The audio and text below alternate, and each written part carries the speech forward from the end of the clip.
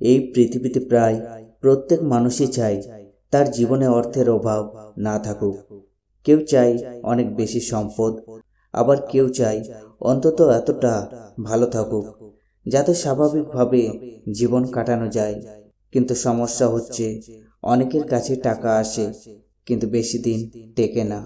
আপনি কি কখনো খেয়াল করেছেন, সকালে মানিব্যাগ ভর্তি থাকে আর দিন শেষে প্রায় খালি হয়ে যায়? এর পেছনে শুধু খরচ নয়, কিছু সূক্ষ্ম কারণও থাকতে পারে যা আমরা সাধারণত বুঝতে পারি না।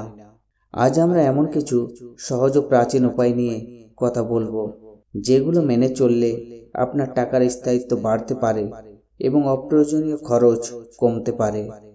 প্রথমে মা লক্ষ্মীর আশীর্বাদ। মানিব্যাগে মা লক্ষ্মীর একটি ছোট্ট ছবি রাখলে তা শুভ বলে মনে করা হয়। বিশেষ করে বসা অবস্থায় থাকা ছবি বেশি ভালো ধরা হয়, কারণ এটি স্থায়িত্বের প্রতীক। দ্বিতীয়, পবিত্র পাতা।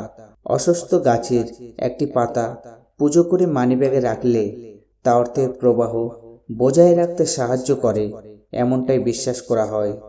তৃতীয়, ইচ্ছার শক্তি। একটি লাল কাগজে নিজের মনের ইচ্ছা লিখে সেটিকে লাল সুতো দিয়ে বেঁধে রাখুন। এটি একটি বিশ্বাসভিত্তিক উপায় যা অনেকেই কার্যকর মনে করেন। চতুর্থ, চাল রাখার উপকারিতা। এক চিমটি চাল মানিব্যাগে রাখলে অপ্রয়োজনীয় খরচ কমে, এমন ধারণা প্রচলিত আছে। পঞ্চম, ছোট কিছু বিশেষ জিনিস। কেউ কেউ মানিব্যাগে সীসার টুকরো, ছোট চুরি, কড়ি বা গোমতী চক্র রাখে, যা অর্থ বৃদ্ধির প্রতীক হিসেবে ধরা হয়। ষষ্ঠ, রূপা বা সোনার মুদ্রা। মন্দিরে পূজা করার পর একটি রূপা বা সোনার মুদ্রা মানিব্যাগে রাখলে তা শুভ ফল দেয় বলে বিশ্বাস করা হয়। সপ্তম, রুদ্রাক্ষ। রুদ্রাক্ষ শুধু আধ্যাত্মিক শক্তি নয়, অনেকের মতে এটি দারিদ্র্য দূর করতেও সহায়ক। অষ্টম, আশীর্বাদের টাকা।